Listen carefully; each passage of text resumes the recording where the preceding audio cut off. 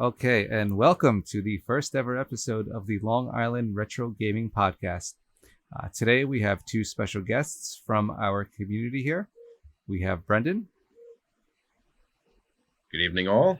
and Ryan. Hello, good evening. So, if you don't know who we are, we're a group of maniacs who put on a convention about retro gaming every year. And we decided, why don't we get together and talk about all the stuff that we love? Because the convention only comes once a year, and we have more stuff we want to talk about. So for our first episode, we just want to talk about the state of retro gaming. Uh, how is it now compared to, say, years ago? We came up with a couple ideas, but our first topic that I have written down here is what is keeping retro gaming so prevalent in our world? I mean, it's obviously has no signs of slowing down. What do you guys think? Um, I think we're in like a nostalgia wave still that's been going on for many years, where we're just really reliving a lot of old stuff from the 70s and 80s and 90s, and every movie is getting rebooted, every show is getting rebooted from those eras, and video gaming is just like a quintessential part of that. And gaming in general is just more popular than it's ever been. So when you combine the two, you get retro gaming, and I think that explains it. It doesn't seem to be slowing down. I thought it was going to be slowing down, but it keeps going. Younger people keep liking the stuff. I don't know why. I mean, but that's an interesting thing. So there's a guy who I've met at conventions, and his business is selling older stuff like toys and such from like the 50s and 60s. And the people who are nostalgic for that stuff, obviously, like, say, Howdy Doody or whatever else was on TV back then, whoever grew up with that stuff are the ones who, for the most part, are really into that stuff, with the collections and this and that. And I thought about that as it pertains to video games, and it's a little bit different. I mean, it's similar because we all grew up with, walking into Toys R Us and Child World and seeing World of Nintendo, and we were there for all like the hype and the magic it gave an 8-year-old kid. But at the same time, let's just say a 15-year-old kid was getting into it now, where they could watch an old TV show and kind of get into it. With video games, like, they can actually play the game, and it's the same game that someone played 30 years ago, and that can give like the same experience. You guys know what I'm saying? Like, that's what I think that makes it a little different. I kind of experienced that a little bit when I was little, because when I came of conscious age, so to say, when I could actually hold a controller and play something, the Super Nintendo and the Sega Genesis were out. So, I was born in 88, so I was around 4 or 5 when those consoles were, in our homes and really popular. So I remember going back and playing an Atari 2600 and the original Nintendo after they had already kind of, gone through their lifespan. And I remember being intrigued by both of them enough to turn them on just as often as the Super Nintendo. Even though they were older, we still had a lot of games in the house. Blockbuster still had rentals for old systems, even when new systems were out. And I think that same thing is happening now, just on a bigger scale, because there are more older systems, or what we consider retro systems. And, just the same way we watch old movies. I mean, it's, that good content, just is, can be timeless. That is very true. I mean, let's not forget too the kind of the elephant in the room in regards to what's helping things stay, in the social consciousness and stay relevant in people's heads. The internet has been a huge transformer of everything, and that's something that allows people to get together with people of similar interests. I mean, that's how we all met. and that's how we met. Probably at this point, the hundreds of people that we've interacted with through our Facebook group, or at the shows, or just different events. I mean, if anything could bring people together. Look, see. Yeah, you think about the sense of community. Like when we were kids, yeah, you had a community of your friends. Your 4 or 5 friends that would come over for a party and play some video games. And now it's like the community is thousands of people that you interact with on the internet every day. So it's a different vibe, but it's it's interesting, and that's why I think the expo was like the logical step for us to kind of take that community to the next level. Well, that was actually the next thing on my talking point list with communities. I mean, conventions. There are, a ton. The internet has definitely helped facilitate the rise of conventions. Years ago, there weren't that many conventions around. They were, but not like they are now. I mean, you can, you throw a rock at a calendar and you'd be hard pressed not to hit a weekend with a convention on it these days. So that has definitely helped bring rise to the popularity, along with YouTube. YouTube personality stars, however you want to talk about them. They, people watch them. They're celebrities, and if their whole thing is within realms of retro gaming, people get into it. People, just like any celebrity, and then they want to go to a place to meet them, to have their stuff signed by them. I mean, that it definitely helps. I'm not saying it's obviously it's about the games, but that doesn't hurt. That's part of it. That's part of it that I never would have predicted. Like if you had told me around the year 2000 or 2005 that hey, you asked me, hey, do you think retro gaming will make a big comeback? I would have said yes, definitely. I think it will have a resurgence. But I never imagined that it would include competitive speed running and YouTube celebrities that review games, and the examination of terrible games and making that into a form of entertainment. Like there's so many elements of it that I really didn't expect. I knew these games would be a part of my life and a part of other people's lives forever, and it would be a big bonding point for our generation that grew up with the Nintendo and the Super Nintendo and the Genesis. I knew that stuff was always going to be a part of our life, and something that we'd always talk about. But there are aspects of the retro gaming community that I, in a million years, would not have predicted. And they're some of the coolest things about retro gaming. Mm-hmm. Whatever you're interested in, someone else is interested, which is so surprising, because we didn't have this when we were young.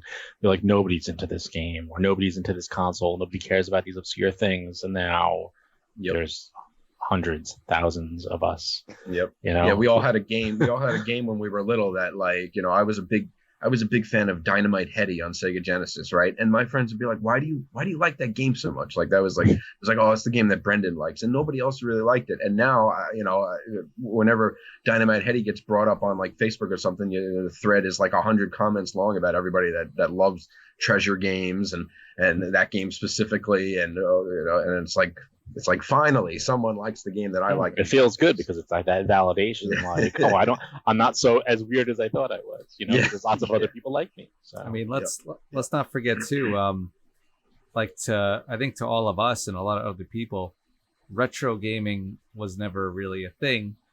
We grew up with these systems. We love them. We love the games, and we always loved the games. Like retro gaming wasn't a thing in its own right. We just liked our older video games, and retro gaming became its own thing. It kind of grew, and now we're talking about retro gaming specifically, where maybe 15 years ago it's like, yeah, you know what, I love playing Nintendo. You wouldn't say I love retro gaming, right?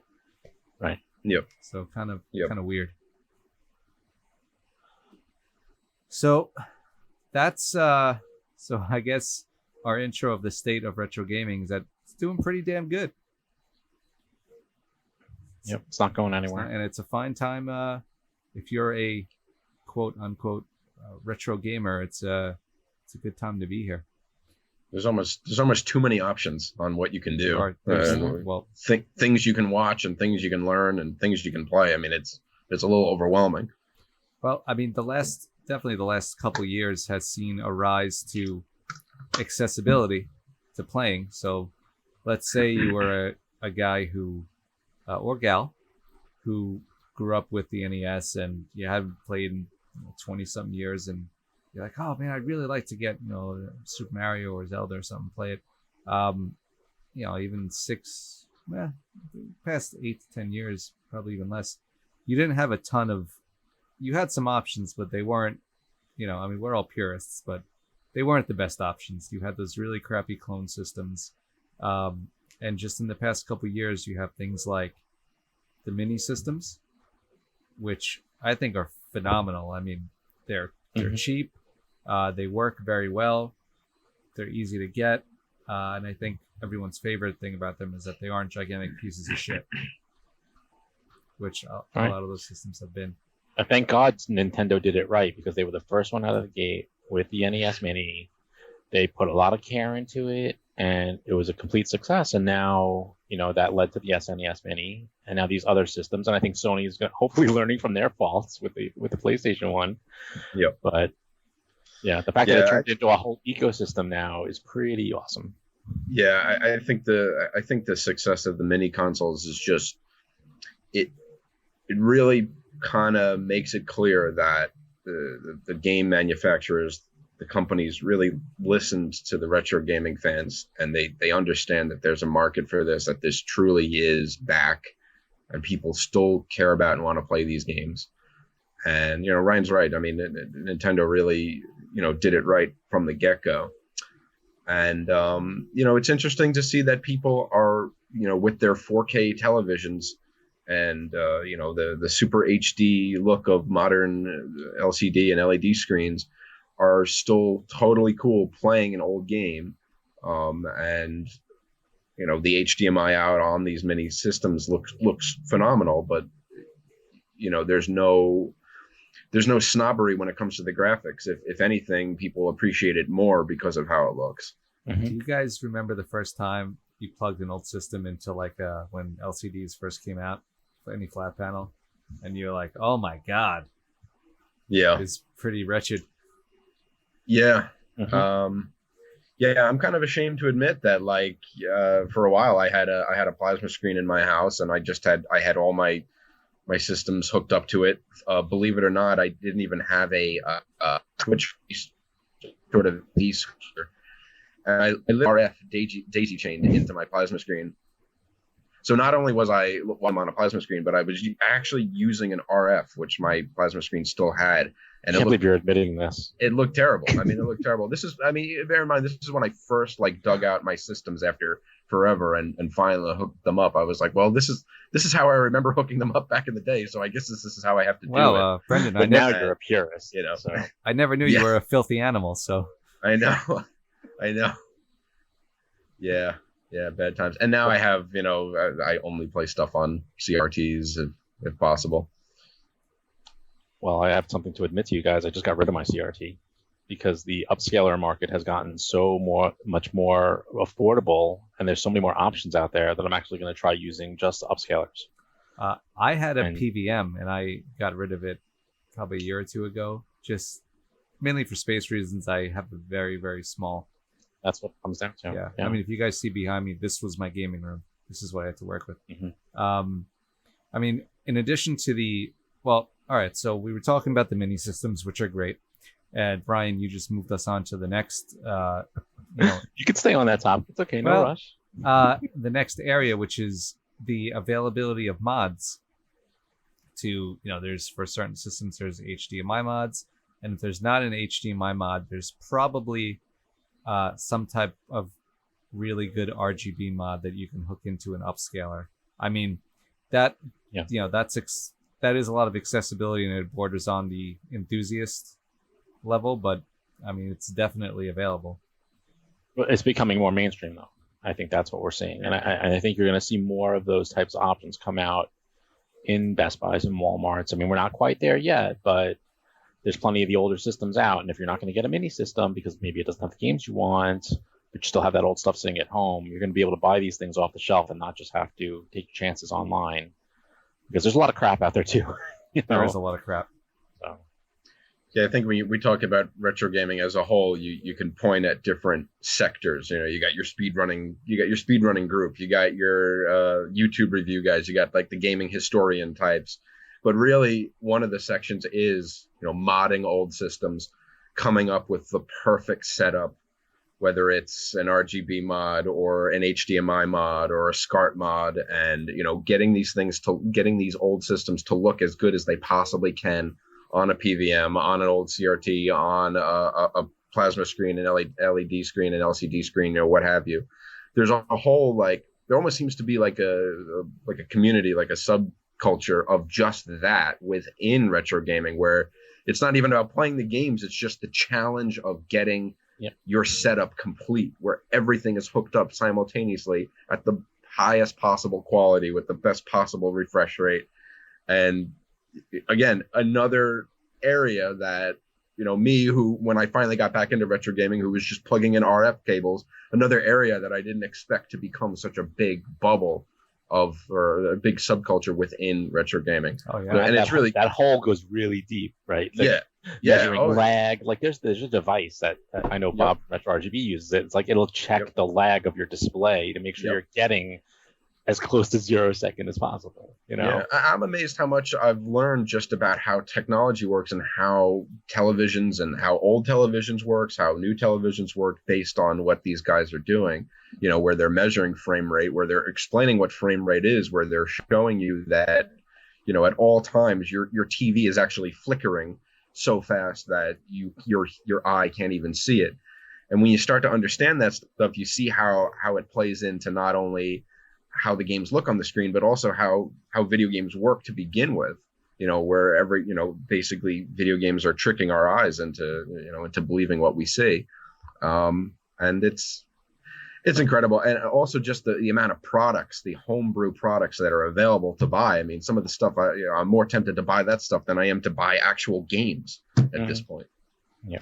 Well, I mean, my favorite thing to come out of the, I guess we could say, the increased focus on this stuff are the FPGA systems, the retro USB ABS, the Super Analog NT, the Mega SG, and the proliferation of flash cartridges, which, you know, I know that are questioning legality because you're loading ROMs on an SD card, but like the Terra Engine just came out with the Mega SD, SD cartridge, which is the first thing to ever emulate not only a Sega CD, might be the first thing to emulate a disc-based system. Is that true?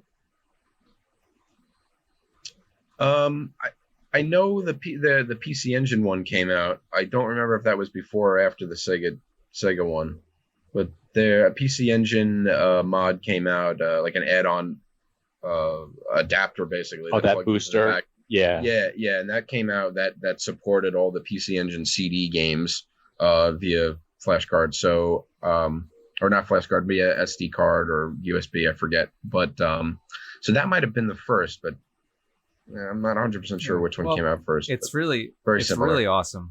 And you bought that? Yeah, I have it. It's great. Did you see today they announced the 32X support? I don't know if you paid attention. Nice. I haven't seen it. I got it. So now you got that too. I gotta check that out. Like without the native hardware? You gotta do firmware. Need the hardware. No. Yes. Shut you up. Need the hardware. It emulates the whole point. All right. Yep. But it won't work with the CDX because the CDX you can't bypass the CD portion or something, so you can't emulate that part. But well, I mean, then even so, with compact discs especially, we all know that they're going to fall apart and have been falling apart a lot more than cartridges. And if you get into the whole preservation thing,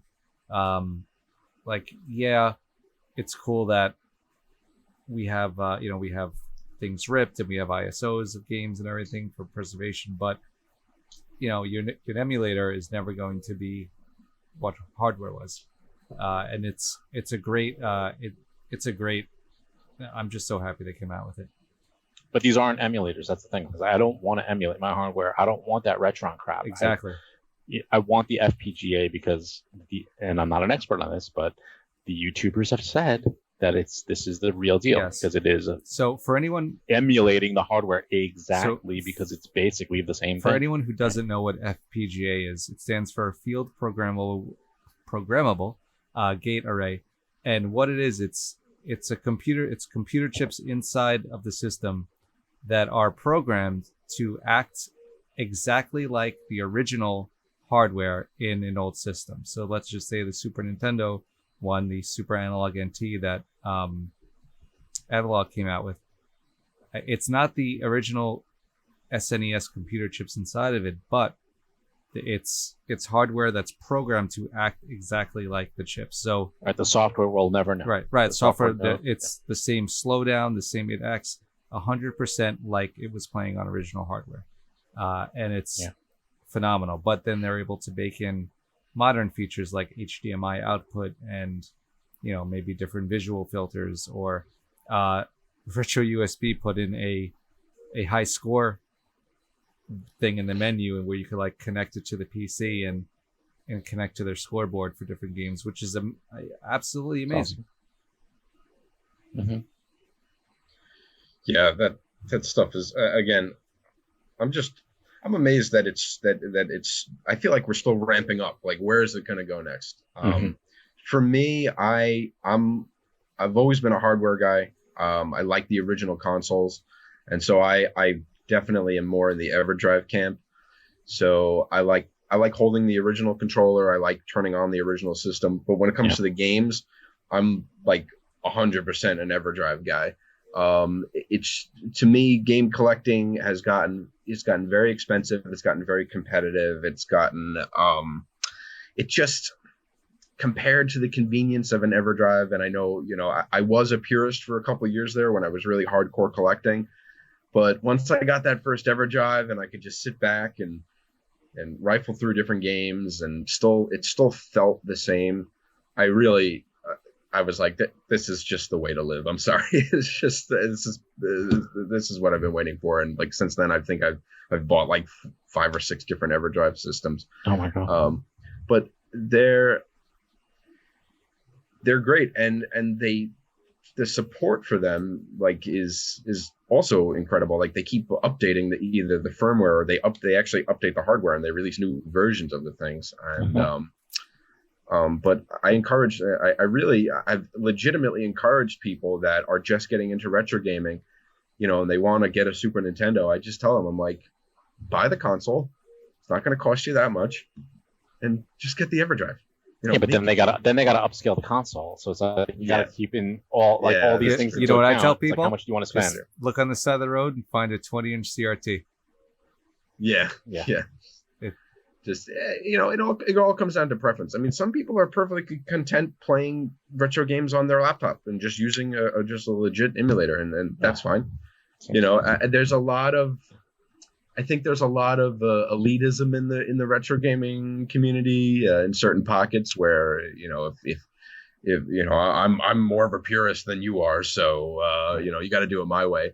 Honestly, people got to figure out what their limits are. I have some friends that they look at the EverDrive and they think it's not for them. They can't do it. They have to take an actual original game cartridge and put it into their original console and play it on their old TV, and that's cool. And I respect that, and I still do that occasionally. But when it comes to a balance of original and new school convenience, like, just buy that EverDrive. I'm sorry, just get it. I've played long RPGs on there and just fire it up, and it's like, hey, I have a Chrono Trigger cartridge, but I'll just play it on the EverDrive. There's only one. There's only one rule. The only rule is that you're having fun. Yep. That's right? Amen. But I would never play a long RPG on an EverDrive, because there are still incompatibilities. There are still games that will not work as good as they make them. Which ones? Because they just added a ton of support to the SD to SNES. I don't want to have to think about it. If I have the cartridge and I have the console, it'll be just like it was. So I'll play devil's advocate to that. Whereas you play on the original cartridge with that battery. You the battery's on last legs, and you don't realize that you get halfway through a game and you turn your game on and your save file is gone. the EverDrives are using the NVRAM, they're never going to lose their memory. I mean, it's happened to me. I've lost save data on some of those old cartridges, and it's like, oh, Until your SD card goes. yeah, yeah. Well, can they go? I mean, I guess anything can break, Anything can but like go. I've never Yeah. heard of a SD cards can get corrupted. You yeah, know? yeah. Well, especially if you're messing around with them or you're changing files or you're updating firmware, Right. I'd get a little scared. I don't think I would ever do a firmware update like while I'm like 50% through an RPG. I'm like, all right, I'm going to finish that game Yeah. before I update the firmware because Yeah, who 'cause knows? you don't want to mess with it. You know? You just okay. Yeah, so options are good. Something that I was thinking back to what we were talking about before about, retro gaming kind of being timeless. So we as an organization do children's programs at libraries. So we have brought mainly LCDs, also a few CRTs, with like mini systems or whatever is easy that we can hook up. And we've had kids all the way from first grade to high school seniors come in. A lot of them have never seen a lot of this stuff before, and they walk in. They know it's a video game thing, so they're excited for that, but they really have no idea what to expect. A couple of them say, "Oh, my dad has one of these or something," and so they apprehensively walk up, and I mean, if you could like flip the page 30 minutes later, they are having the freaking time of their lives. Even the little kids, who a lot of them have never actually held a controller before, which was kind of crazy to me. But I mean, yeah, it's all touchscreen. Like, where would they pick up a controller? Right. Just teaching them how to move Mario, and 20 minutes later, they're clearing the first stage, and you're seeing the magic happen. Mhm. It's I mean, I'm sure we could spend the whole episode just talking about the expo, but just seeing the smiles on the kids' faces, like, oh my god, I can't believe I'm playing this original game, and just seeing that their love for it and their passion for it is just like so heartwarming, and that's the most rewarding thing. So Yeah, I think at the library program that I worked, the interesting thing was to see games of all ages. We had an Atari 2600 hooked up. We had some old stuff from the early 80s, and all that stuff was getting played by young kids. So it wasn't just, and we had a Switch set up with Smash, and that was getting played nonstop. But the old stuff was getting played too, and everything in between was getting played. And we were rotating the games around, and we didn't just have Mario and Sonic on. We were putting on some obscure games, and they were still getting played. And so there seems to be, I mean, I don't know if it's the fact that a lot of parents remember this stuff and they're showing their kids, they're getting their kids hooked on it the way they got hooked on it. That's definitely part of it, but this just seems to be a genuine curiosity. I mean, at that library program, it was, I mean, everything we put out was getting played, and we probably had about 20 to 30 kids in the room, and like just everything. I mean, everything we put out, somebody was trying. because It wasn't just the mainstream stuff that they knew. I mean, people were just trying stuff, and it was cool. I mean, it's just more evidence that as time goes on, this stuff's not going anywhere. it's doesn't matter the age of the game. If the game's fun, the game's fun. We had a bunch of high school kids, and we had one of the old Pong machines, one of the Telstars, and they were like Yep. kind of running their own like mini tournament off it. There's a bunch of kids, and they were all like, I mean, they're all around it, and they were playing. Like, okay, I'm getting in next, and they're making a whole thing out of it. And meanwhile, Mario Kart and Smash is sitting right there, and I mean, this kid's playing it, but there were more kids around the Pong machine. Yep. Which, That's how awesome. awesome is that? Yeah, Yeah. there seems to be, I think I think like the clout, the clout of a gamer is coming back. Where like if you're really good at a game, it's like there's a respect level to it. It's not it's not like a nerdy thing anymore. It's like there's a respect level to it. Mhm. And It's also a hipster thing. I mean, I think there's well, just like yeah. this generation of people who are just really just glomming onto this. Yep. So, but I love it. So as long as it's not ironic, as long as there's some genuine enjoyment. There's, going on, I mean, we know from doing the convention, there is a ton of genuine enjoyment. Yeah. I mean, and because we try to put some wacky stuff out there that we think is really cool, other people see and like, wow, that is cool. I mean, Yeah, if we thought it was obscure back in the day, now people are going to be like, I've never even seen Pepsi Man. It's just like weird, Yeah. weird shit. I mean, Well, that to me is the most interesting thing, is the wide, with the expo, the wide range of experiences that people have had. Like, some people come to the expo and they're blown away to see Sonic the Hedgehog 3, like, oh, I didn't know there was a third one. And then we show them some of the things in our museum, and then you have the diehards that are like, oh my god, what is this thing? Like, I can't, I had no idea this existed. And with good reason, because it only came out in Korea or something. So you're seeing like varying degrees of exposure to this stuff, and I think the expo is about showing as much as we possibly can dig up. I mean, I will say, I will readily admit that I have a lot of gaps in knowledge with the whole history and the breadth of systems and everything. But there's too much to know. I mean, there's too much stuff out there. I could hang a little bit, just a little bit. I could hang. When I was Yep. walking through the Expo's museum this year, I was blown the hell away that, number one, I had no idea that we even had this stuff there, because it's like, maybe I should know that. I don't know. But I mean, so much stuff. I'm like, what the freak is this, man? I've never seen a lot of this stuff, and it was just like the Dreamcast karaoke thing, right? That was the thing. Yep. Now we had some good donations this year. I've seen that since, but I count myself as a very, very large Dreamcast fan, and I was shocked that I never knew that was the thing. Yeah. So for anyone that's watching that doesn't know, I'm the coordinator of the museum, so I solicit the donations and kind of organize all the things that people bring. I bring a lot of my own stuff. The expo owns a lot of interesting stuff that goes in our museum, and the Dreamcast karaoke and a bunch of stuff was donated last minute. And like you said, Joel, there was stuff that me, I love looking up obscure gaming stuff. I had never seen that either. I mean, we were getting solicitations for donations for some of the craziest stuff, and that there were some things I couldn't turn away, and that was one of them. God, I need to pull up the video of some of the other stuff so we can I can remember. The thing that's nostalgic most for me, and Brendan, I know you get this, but looking through old EGMs in the late 80s, early 90s, I mean, I know you're 5 or whatever, but seeing things like the super graphics, right? And it's like, oh my God, this does 16 million, colors versus, whatever the other systems were doing. And I'm like, I'm never going to own something like that. And then I finally have the means to do it.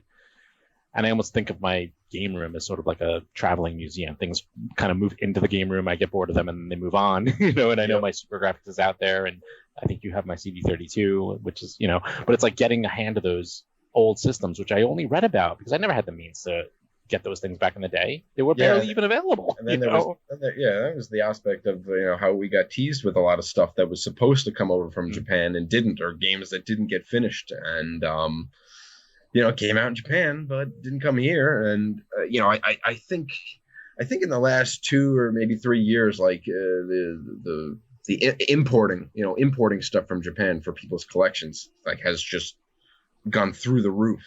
Mm-hmm. Before that, I would say before 2015, maybe, I wouldn't really consider importing stuff. That wasn't really something that I would do or be interested in.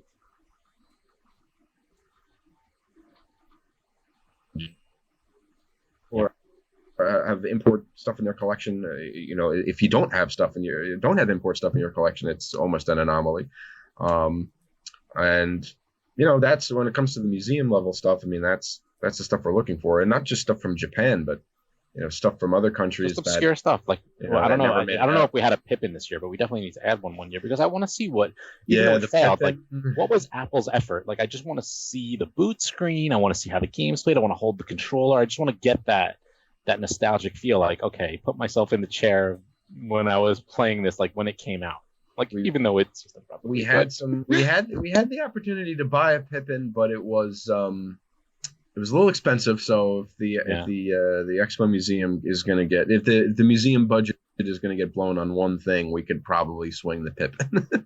or find somebody to donate to us. Only because there's the Apple cachet. It's like, wait, Apple made a console? Yeah, it sucked. You want to play it? It's like the answer is usually going to be yes to that.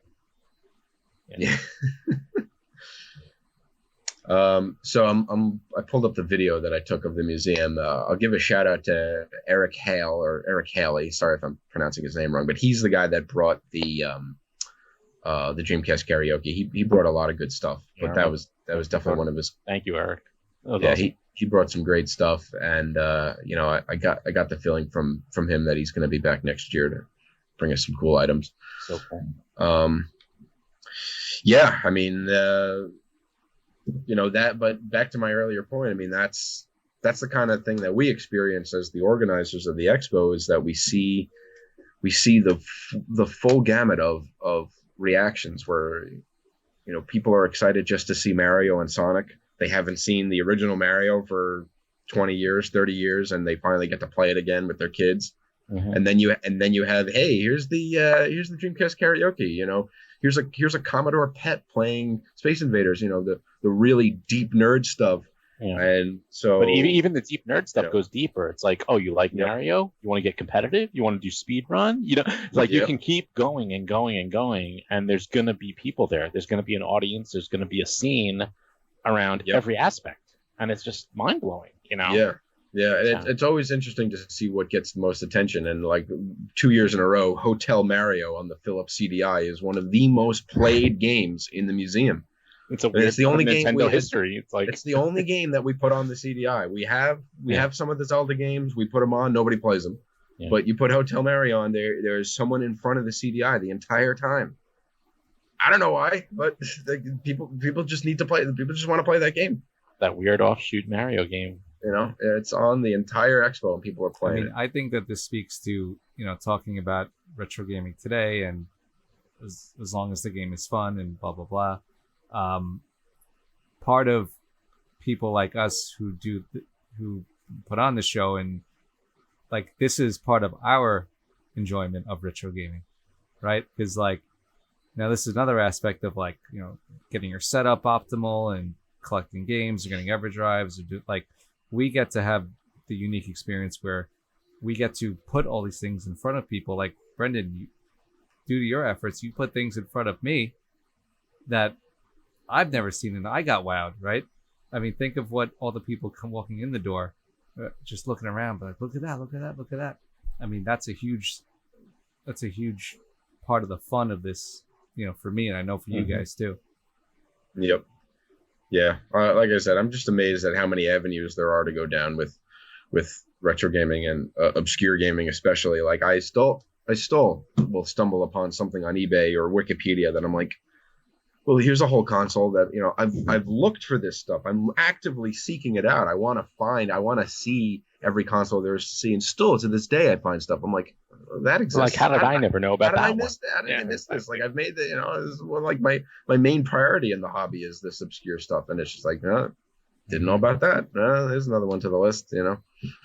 Especially if you go down the retro computer hole, because that's a whole nother. Oh my God. Yeah. It's a whole nother avenue. Like it never ends. There's so many obscure retro computers that also happen to play games. So they count, right? Yeah, I purposely left out arcades, pinball, computers out of this discussion just because it's too big. I mean, that's going to have to be other episodes. You got to get Dan on for that. Yes. It never ends. And not just the hardware, but the games. I mean, games that came out for one specific computer back in the 80s and nowhere else. It never ends. One thing that really impressed the hell out of me is the first time I saw your X68000 playing Castlevania, and the audio. Oh yeah, audio. That's a showstopper. Yeah, the audio that was coming out of those speakers. I still, in my opinion, you get an X68000 rocking with the MIDI. I think it sounds better than 99% of video games today. I mean, there's just an indescribable acoustic effect that those MIDI boxes and that sound chip puts out that games today aren't putting out. I can't describe it. The only way you can feel it is to sit in front of the thing and listen to it, and you'll know what I mean. Definitely. All right. Well, I think that this is a good spot to Yeah, there's so many more topics we can Yeah. cover, so I think you have a lot of opportunities Yeah. for the future Yeah, episodes. we started bouncing all around there. Yeah. That's all right. Hey, that's, We got time and more. it's our overview Hey, episode. internet's a Right. big place. It's plenty of room for us. If you like us, come back. Yes. Yeah. So yeah, I mean, you know, in the future, you know, if people want us to dive into a whole topic, I mean, I could obviously talk about the X68000 for an hour if you wanted me to, you know. So I mean, we could go down Nobody's that. doing that. You should definitely do that. Yeah. I know you have a whole panel in your head that we never had a chance to do, right? Yeah, I So know. Don't- I know. that- Well, we did the panel. We did the panel at the second expo, didn't we? I could do it again. you did. You wheeled it Well, in. that will be an episode, I promise you, because that's some good stuff. You guys have any closing words? Oh, this is fun. Let's do it again. Yeah. Yeah. When to you, the listeners, thank you for joining us, both of you. No, there'll probably be at least 3 people who's going to listen. We'll see. Yep. So I like to. Mike Staub will listen to it. Yes. Well, I like to thank Brendan and Ryan. He's a good gaming podcast He audience is. member, and also a good podcaster himself. So And he will be Oh, we should learn from him. yep. he'll be streaming on our Twitch channel. So feel free Yep. to go hang with him. But thank you guys both for taking the time and being here. And I'm looking forward to when you guys will both be back. Awesome. Thank you. All right. Thanks, Joel. Take it easy, guys. All right. Good night. Bye.